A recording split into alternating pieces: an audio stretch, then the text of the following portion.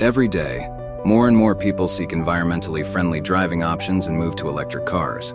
The comparatively small number of public charging stations, especially at busy locations, are therefore often in continuous operation, which can lead to an enormous load on the station in the form of overheating.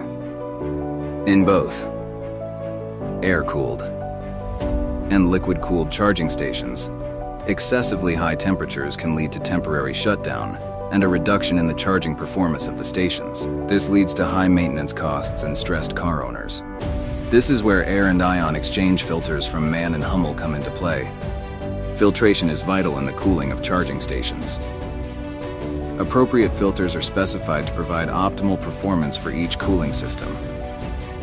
The highly efficient air filters clean air within the charging station systems, preventing overheating and potential failure of components. The ion exchange filter, on the other hand, ensures low conductivity of the coolant, which protects against short circuits. Digital solutions simplify thermal management and make air quality visible. Service costs can be reduced through optimized maintenance intervals. Filters can be replaced easily and on time.